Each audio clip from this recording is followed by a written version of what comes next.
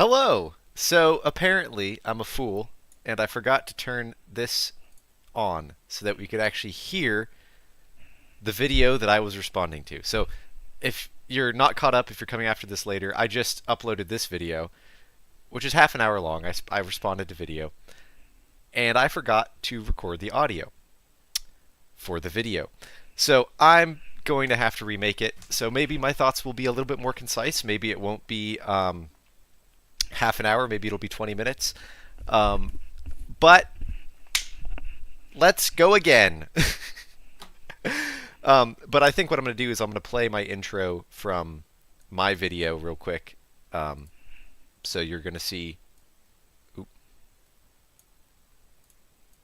going to see me doubled up here for a second. I'm just going to be really small in the corner for this so that you can hear my introduction so I don't have to give that again. Uh, this is rather embarrassing, but here we go.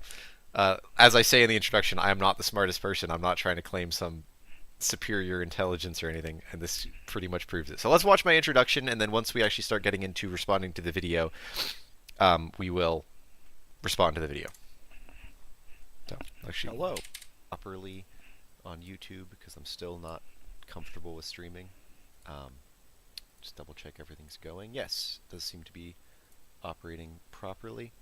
Alright, so today I was sent this video from someone on Discord. While that's happening, I'm going to double check everything's actually working. Asking me to kind of debunk it, just talk about it, whatever. I have a lot of trouble watching videos like this from people who are mind-numbingly misunderstanding what they're arguing against. And so I watched about 5 minutes of it, and I was pausing like every 10 seconds in my head to talk about it. And so I just decided I'm not claiming to be some expert. I'm not going to be able to debunk everything he says. I'm not trying to say that I have some like great intelligence that I can take everything he says and explain why it's wrong.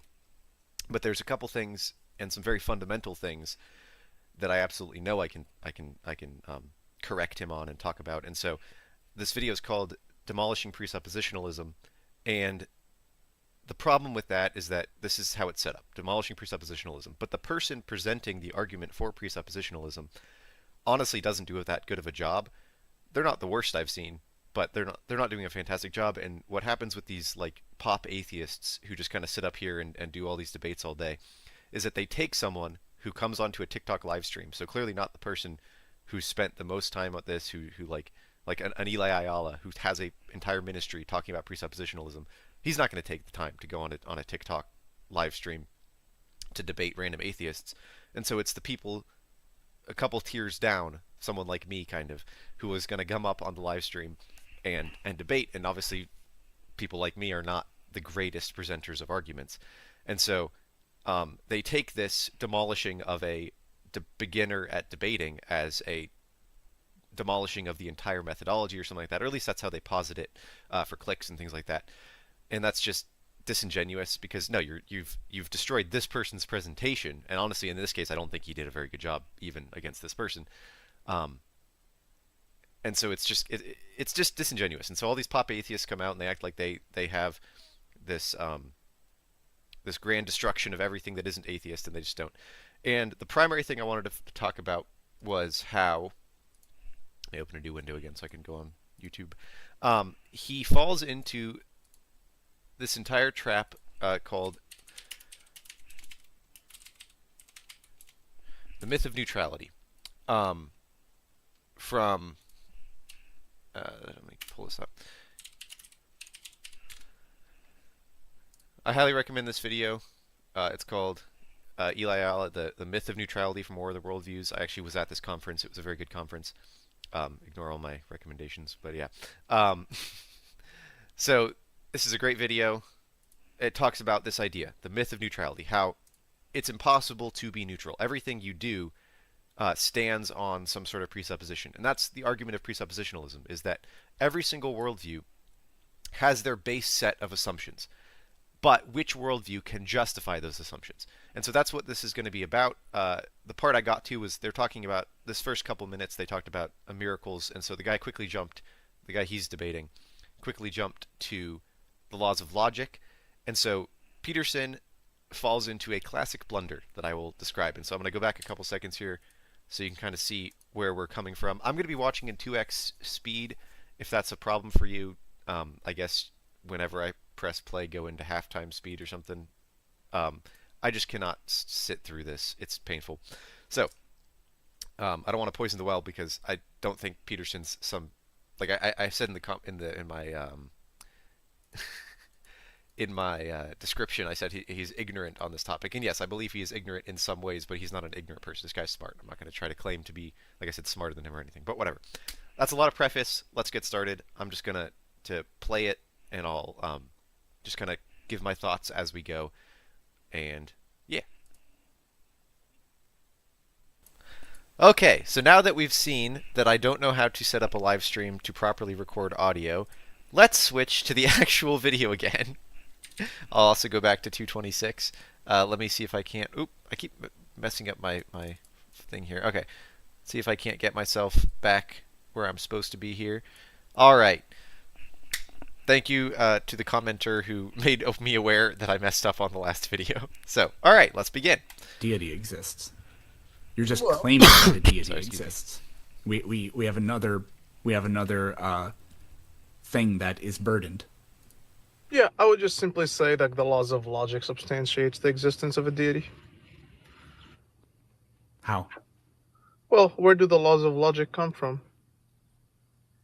We made them up. All right, so that's that first point. The laws of logic, we made them up. So this is going to be a problem that he falls into when it comes to what is at reference with the laws of logic. He is confusing the laws of logic with the language used to describe them.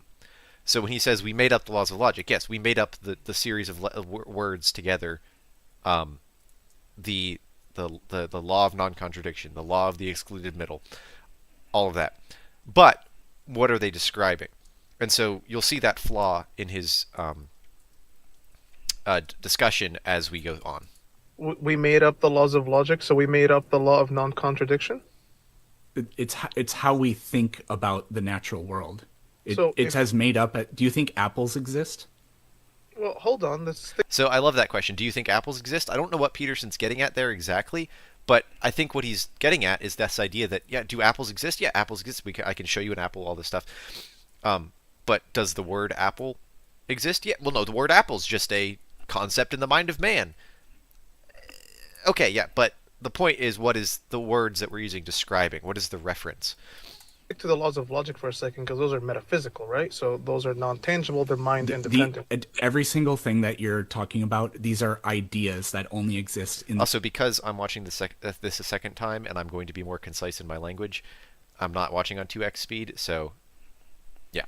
Minds of conscious creatures. But you're pretending that they're real, tangible things, and they obviously aren't. Yeah, so the laws of logic, for example, the law of non-contradiction, meaning that if I say this is a cat, it clearly is not a dog, is mind independent, which is why if you... I don't know what that guy means by mind independent. Like it's independent of a mind in the sense that it exists outside of minds. I think that's what he means. So an example. So I was using this example of this bottle, this allergy relief bottle. It's mind independent that this bottle is itself and not itself. So it's because the law of non-contradiction is that any proposition is either true or not true. It cannot be both at the same time. So the proposition that this is an allergy bottle cannot be both true and false at the same time. So this allergy bottle cannot both be itself and not itself at the same time. And so that reality of that is independent of my mind recognizing it and putting language to it. So it's mind independent in that sense. It's not dependent on my recognition of the language to describe this allergy bottle, that this allergy bottle is itself. Humanity's wiped out, and there is no subjective thought to even think about it. Metaphysically, it would still stand that a tree is everything that is of a tree, but not a watermelon. So my question is, where do the laws of logic come from? We make them up. We make them up. So where do the laws of logic come from? We make them up. Okay, do we make up the fact that this bottle is itself and not itself? Or do we recognize that fact? We make up the way of describing it, but we don't make up the thing that it's describing. I don't make up an apple. I make up the language to describe an apple. If I take an apple, if I take this allergy bottle and I say it's blue, it's got a cap, it's got a little label that's green and says allergy relief on it. It's got Loratadine tablets, antihistamine, whatever. That's the language used to describe this thing. So are the laws of logic just made up? No. The thing that we're describing is recognized. When I look at a planet and I see that it's there and it exists, and it doesn't simultaneously not exist, that's not something that requires my language to describe it to be. It just is. And I'll get to proving how the laws of logic exist in a second here. Were they discovered? Wait, we're discovering? So wait, if we're discovering... Were they discovered? Yeah, who, so if who flipped over a rock and found, oh, there it is. What do you mean? So the laws of the laws of non-contradiction is... Yeah, they're made up. They're ideas that exist in the minds of conscious. So if the law of logic is made up in the mind of conscious people, is it true that the law of logic is made up in the minds of conscious people, or not true? Because it can't be both. Oh wait, that's the law of non-contradiction. So by his very use of language, he's tacitly assuming the very laws of logic that he is saying are just concepts that are made up in the minds of people. No, the language used to describe it is made up. But the thing that is being described is very much real. And he'll say that himself. He'll shoot himself in the foot with his little cowboy hat. As creatures. Wait, hold on. So you're telling me if humanity's wiped out, the law of like non-contradiction would like not exist anymore? Where is it? Go in. If you get me, you can turn your camera on and get me the law of non-contradiction, and then I'll believe that it's a Okay, the law of non-contradiction. Peterson is live streaming. Or I guess he's not right now. That would be a false statement. It's not true that Peterson is live streaming as I'm watching this video, unless he is. But this video is not live streamed. Thing. You will have empirically proven it. But until then... Okay, empirically proven. That's another point. He is assuming empiricism. Is it empirically provable that everything's empirically provable? Or is that a presupposition that he is based assuming? So, he'll get to asking how to prove the laws of logic in a second here, but I just want to stay on that empiricism. The claim of empiricism is that everything is proven through observation and through experimentation, all this stuff, but the claim that everything is proven through observation and experimentation is in itself unprovable through observation and in experimentation. So the very assumption of empiricism rests on a foundation that is not empirical. Therefore, empiricism cannot be its own foundation. It cannot justify itself. So empiricism cannot be true independent of anything else. So he says cannot prove it empirically. That's his presupposition that is an unjustifiable presupposition. So this is the flaw of what the man presenting the Presup argument is doing. He's failing to present the Presup argument as what it actually is, which is the Christian worldview can justify these things, versus the atheist worldview that cannot justify these things. And so he, as a Christian, I don't have an empiricist worldview. I have a revelational worldview. My epistemology, how I know things, is because God has said it. God has made it known. The omniscient, omnipotent God of the universe has made it known, and therefore I can trust him because he has said he is not a liar. That is part of the Christian worldview, is the God of the universe is not a liar. He's consistent. And so I prove the laws of logic another way, but I can ground the laws of logic as immutable, unchangeable, universal reality in the immutable, unchangeable, universal reality of God. And so he says, can you prove the laws of logic empirically? Well, can you prove empiricism empirically? His own presuppositions don't justify what he's saying. I'm just going to claim, it exists in the minds of conscious creatures, just like the word apple. But does an apple exist in the minds of an unconscious? See, he's, again, confusing the language with the referent. It describes something that is real, but it's... That's the shot to the foot. It describes something that's real. Exactly. How do you justify the real thing that it is describing? That is the very issue at hand that is at being argued. Is how do you justify the thing that is being referenced?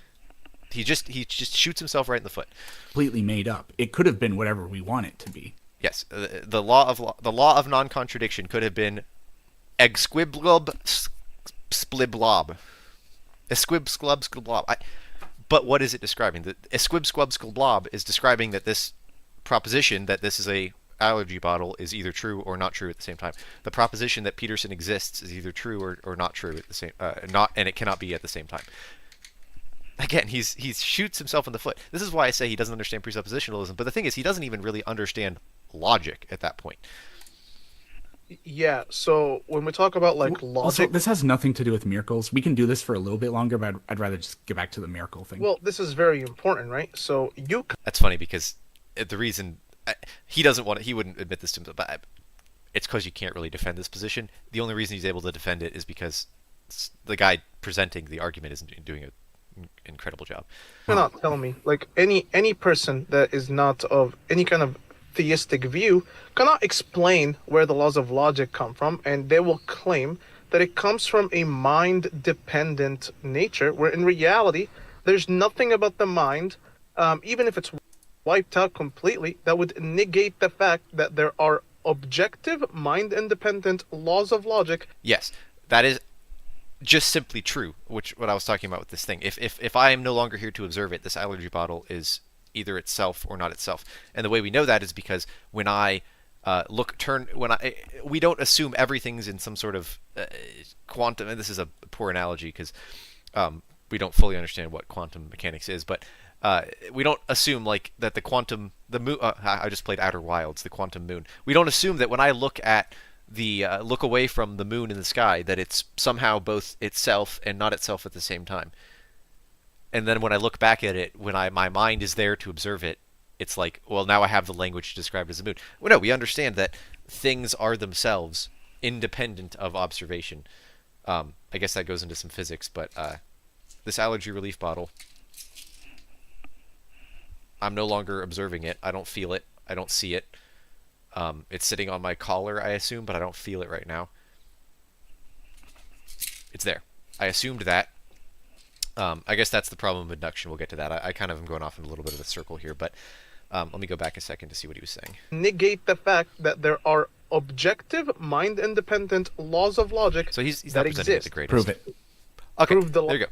laws of logic exist. Yeah, I told you. If humanity Okay, so he just said prove the laws of logic exist. This is how you prove the laws of logic exist. It's by the impossibility of the contrary. It is impossible that logic doesn't exist because in the very nature of proof, it assumes logic. So to be able to prove that logic didn't exist, you would necessarily have to have an argument that relied on the laws of logic, therefore undermining the very argument that you're giving. Because if it's true that the laws of logic don't exist, then it's not true that your argument against the laws of logic existing is valid or true because the laws of logic don't exist. And so it's this viciously, it pops into itself because if it's true that logic doesn't exist, then it's just as valid to say the laws of logic do exist. And so it's impossible that that logic doesn't exist because in the effort to disprove logic, you have to assume logic, because you have to use an argument, and an argument assumes logic. You'd have to use a claim that assumes the law of non-contradiction. By making that very claim, you assume that the negation of that claim is not true, at the same time as it's positive. So, yeah. is wiped out, if humanity is wiped out, if a cat is a cat, does it become a dog now? The fact that the universe operates according to like fixed natural law doesn't law. mean that The fact that the universe operates according to fixed natural law. According to what? According to who? Do you know that, Peterson? Every time you've looked in the past, yeah, that might have been the case. But in the future, is that going to be the same? You operate on a evolution is true. Big Bang happened. Miracles don't happen. Bible's not scientific. Earth is billions of years old. You operate on a worldview that everything came from nothing. Randomness is the law. So if randomness is the law, how do you explain fixed natural laws that we assume? How do you justify that when you wake up the next morning, you assume the sun is going to rise? Well, then, well, every other time I woke up in the morning, the sun rose. Yeah, but that's assuming that the past will be like the future. Well, every time in the past when I predicted the future, I got it right. So therefore, the future is always like the past. Well, those are past futures. Those are futures that exist in the past. You assumed in the past, you made a prediction about the future. That future came true. It is now the past. And so, what about the future? You can make another prediction, but it's merely a prediction. That's why science works on hypotheses. We assume that we can make predictions about the future, but on what justification do you assume that? You assume that based on fixed laws of nature, but those fixed laws of nature in a random universe cannot be justified, because why don't the laws of physics change tomorrow? Why doesn't gravity all of a sudden double everywhere in the universe? Why doesn't gravity randomly double on Earth and not on the moon? It's the assumption. This is what presuppositionalism is. I'm saying you have presuppositions. Can you justify them? I can justify them. I have this Christian worldview that can justify the fixed laws of nature. That God has told us that seed time and harvest, that the sun will rise, the sun will set. All of these things that rely on fixed laws of nature, and he's just told us that when we see miracles, they are miracles. We observe them as something unique, something out of the ordinary. But on an atheistic random worldview, he doesn't have justification for those things. So that's why I say that he doesn't understand presuppositionalism. He's assuming this sort of neutrality, but that neutrality pre-assumes things that can only be justified on Christianity and cannot be justified on his random atheistic worldview. That's not the same as what the laws of logic are. But is it true that the universe operates in fixed manner? Because if it's true, then it's not true. And that's the law of non-contradiction. He's assuming the law of non-contradiction and tacitly admitting that he cannot justify it. Natural law is metaphysical, and the proof of it is gravity, for example, is not constant across planets. However, on any planet, the laws of logic still stand. This isn't like a hard concept. Then what are they? What are the laws of logic? Yeah. So for example, right, when you question reality, right? When you look at reality, how do you know that reality is true in front of you? How do I know that reality is true in front of me? I assume that it is. Aha! He pre-assumes. He presups. Demolishing presuppositionalism. Guess who's a presuppositionalist? This guy. This guy's a presuppositionalist. That's why saying destroying presuppositionalism is so asinine and so nonsensical, because he's doing the very thing the other guy is attempting to show. That's why with presuppositionalism, it's saying, I'm not a presuppositionalist. It's, we are all presuppositionalists. I'm just going to demonstrate that to you. And guess what? He did it for me. I didn't even have to argue with him. He's just, I mean, obviously the other guy's arguing with him, but he assumes that. On what grounds? Why do you trust your assumptions? Why wouldn't I?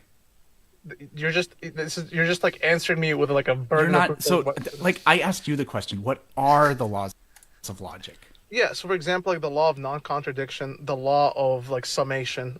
For example, we can like there's multiple. I can give you the list. Like for example, like a law. I don't know. I can get you a list of like the logical laws in the world. I wish that guy had them ready. Law of non-contradiction, law of excluded middle, and I always forget the third one. Law of identity. A is A. So, law of non-contradiction, a proposition is either true or not true. They cannot be both at the same time. Law of excluded middle is the one that I always forget how to describe, but I remember the name of it. And law of identity is A is A. A thing is itself.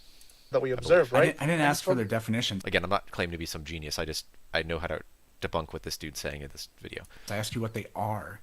Like if somebody said, but what is an apple? I could produce an apple and then like... Yeah, he'd produce an apple, then he'd have to describe it with language.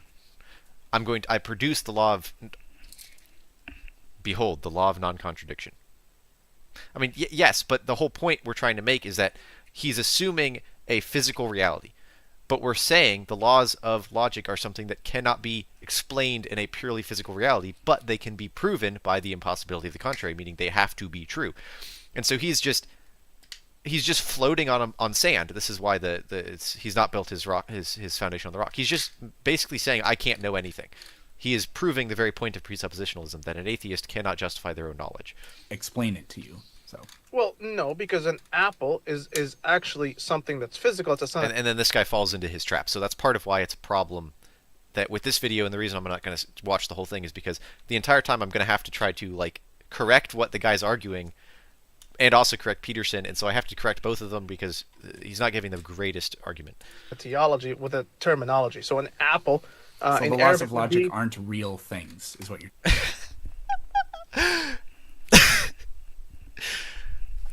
Is it true that the laws of logic aren't real things? That's a proposition that assumes the law of non-contradiction, Mr. Peterson. It's just Telling me. No, they're just metaphysical suppositions. Exactly. no. Okay, see that's the problem. Yes, they are real things. He's not giving good arguments. I wish. They're ideas that exist in the minds of conscious. Our ideas is the proposition that there are ideas that exist in the mind of conscious beings. Is that true? Oh, They're There we not. go. No, They don't make the universe exist. They don't make things possible. does the universe exist? That assumes the law of identity that the universe is itself. That assumes the law of non-contradiction that the universe exists and doesn't not exist at the same time. Or does and yeah, exactly. A proposition and its negation cannot be true at the same time. Is it true that the universe exists? Therefore, is it also true that the universe doesn't exist? If you're saying that one of those is true independent of the other, and they can't be true at the same time, you've assumed the law of non-contradiction. They don't make the heavens go. They are not. They don't make the heavens go. That's the law of induction. Well, the law of induction doesn't make the heavens go. I think God makes the heavens go. That's what the Bible says. God sustains everything. He holds all things together by the power of His will. I forget if that's an actual quote of the verse, but that's true. Yeah, it's just. But the laws of logic are what make it possible to describe the going of the heavens. Because if I say the heavens go, is it also true that the heavens aren't going? It's everything that is said assumes the law of non-contradiction. Gravity. They are not. The fact that he is using language, the fact that he is giving an argument, the fact that he sits up here and debates people all day assumes the law of non-contradiction, which he is saying is something that doesn't exist and is merely language in the minds of humans. Fundamental forces. They are ideas that exist in the minds of conscious creatures, which is what I said. Okay, can we go back to miracles now? Wait, hold on. No, this is very important to the topic because the reason why you're dodging It's actually this- not. He's not dodging it. Yeah. So this is the transcendentalist bad argument We, for the proof we, of we God. can establish very plainly that miracles are illogical, but like, We can establish very plainly that miracles are illogical. On an atheistic worldview, they're not possible because there's no such thing as supernatural. But that doesn't mean that they are illogical. Illogical would mean something like the law of non-contradiction. He is assuming logic, but he has yet to justify logic. He just says it's something we make up. If the laws of logic are just something we make up, then it's a meaningless statement that miracles are logically impossible. But miracles are not logically impossible, and by saying that, he is exposing his profound ignorance on what it even means to be logical or logically impossible. There is nothing logically impossible about if God exists that he can intervene on his creation. It's assuming atheism to disprove miracles. He is begging the question to disprove miracles. And so he's saying it's logically impossible. No, it's not logically impossible. It's on his own presuppositions, which is a denial of God existence. They're not possible. Hold on, right? So the reason why we're going through this is to talk about the idea of you saying that like God does not ought to exist. So I'm telling you, Does not ought to exist. I don't know what this guy's saying.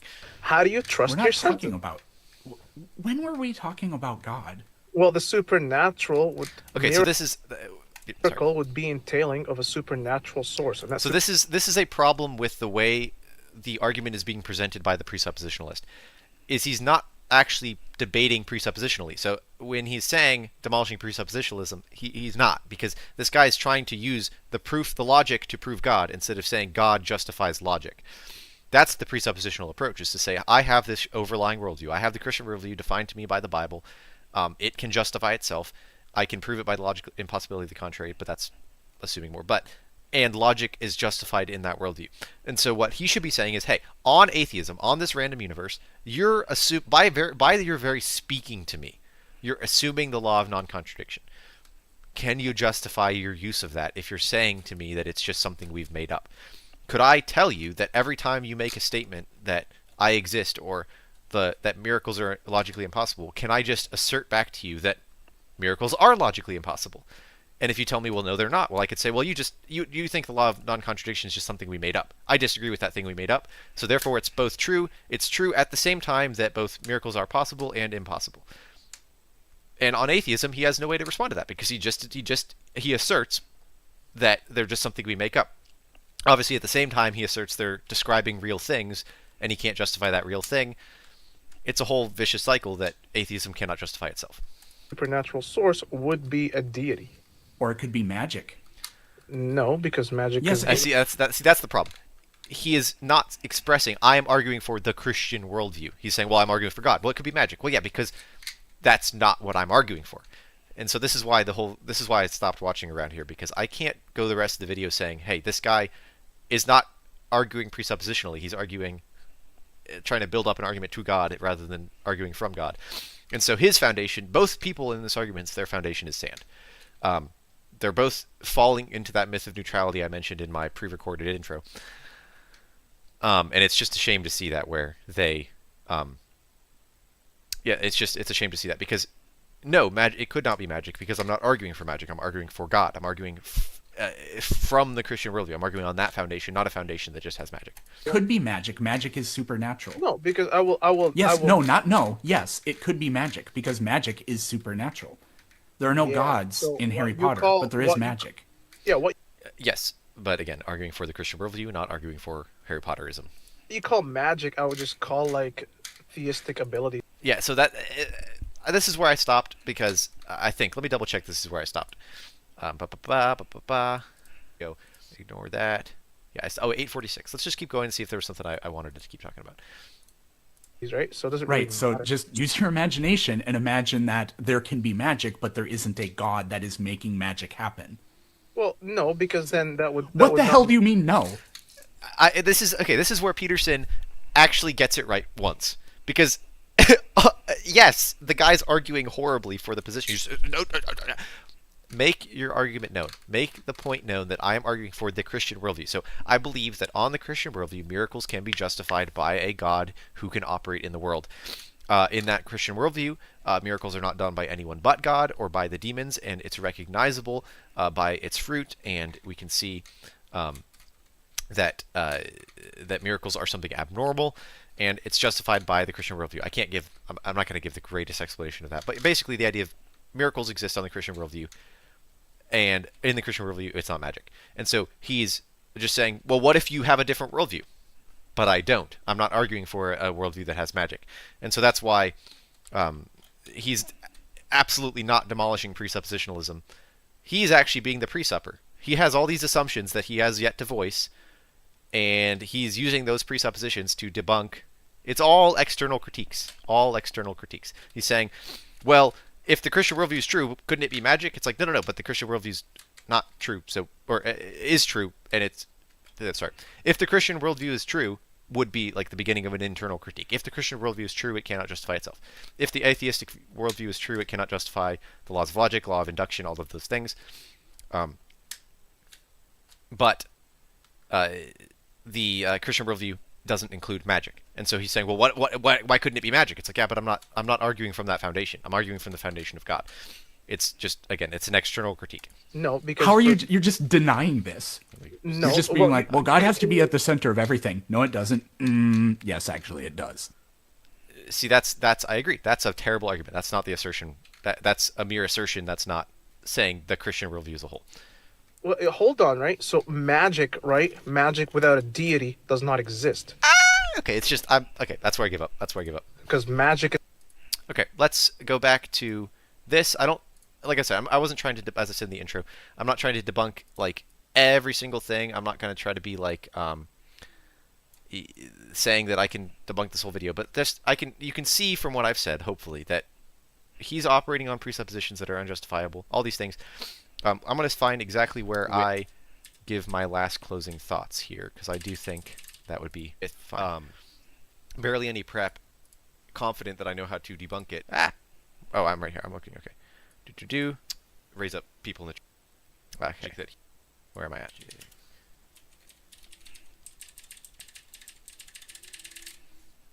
Excuse me for a second here as I rectify my prior mistake of not recording and myself. Because what I'm going to have to do is I'm going to have to correct the argument from the Presup. Okay. Peterson takes these people that don't. Okay, this is my last thoughts. I'm going to remove.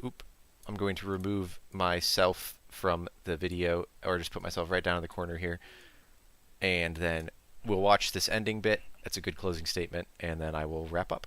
Made the point. Peterson takes these people that don't understand what they're arguing for and makes a broad assumption about what Presup is. And so let me look at some of these comments because I think it kind of proves the point. The comment part was kind of useless. I realized there wasn't anything to get there. Demonstrate God exists. They're just making Christian worldview justifies these claims. How do you as an atheist justify these claims? So the guy giving the Presup argument isn't giving a Presup argument. He's giving a transcendental argument for the laws of logic, not a very good one. And then trying to say, well, if laws of logic exist, therefore Christianity exists, instead of saying the Christian worldview can justify the laws of logic. So let me pull up some more videos for future viewing. I didn't think this was going to be a super long video because, one, I wasn't going to try to sit through this whole thing. But, yeah. So I'm trying to think of what videos I wanted to bring up. So just the Revealed Apologetics channel, but the laws of logic.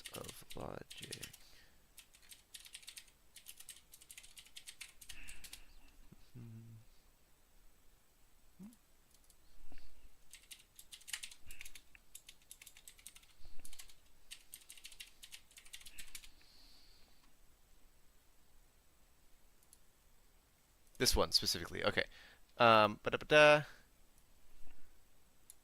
This one. Are multiple systems of logic a problem for Tag? He talks about all the laws of logic, all this good stuff. Revealed Apologetics. I'm going to put this in the... I'm not going to put this in the description. But this is a great video on this. He has a bunch of stuff on the presuppositions of science, presuppositions of all the other stuff. So basically what I want to say about this video is he's debunking a straw man of presuppositionalism, or not even a straw man, just a guy who's not giving a very good argument for it, and he cannot justify the own claims that he is, he just asserted reality exists, the universe exists, which is reliant upon the very laws of logic that he denies, or denies the possibility of proving, all this stuff. Presup stands. It's a good time. I will talk to you guys later. I might do more theology. I've been really busy. And part of it is that YouTube is like my fifth in line priority after work and the church and my friends, which is discipleship. I help raise up people in the church, all that kind of stuff. Not as like some leader, but just as doing life with people. Which actually, on a theological point, the best way to grow in your faith is through just living life with fellow believers.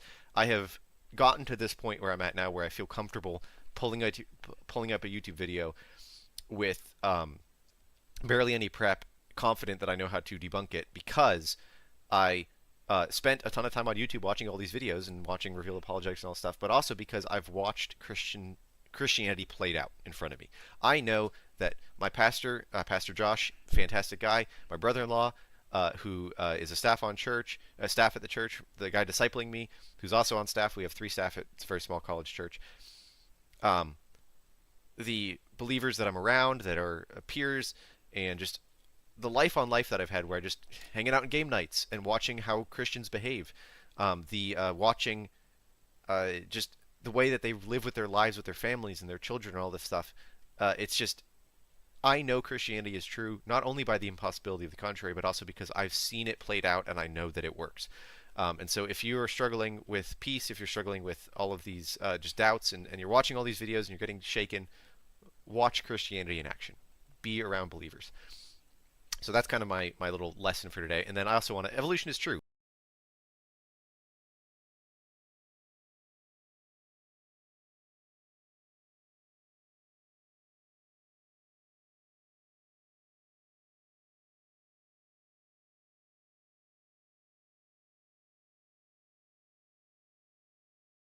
I almost did it again. I had myself muted. Okay, let me take over the screen. Let me apologize for just my failure to properly use the audio mixer of OBS. we're here. I hope you enjoyed the video. I will talk to you guys later. Thank you for bearing with my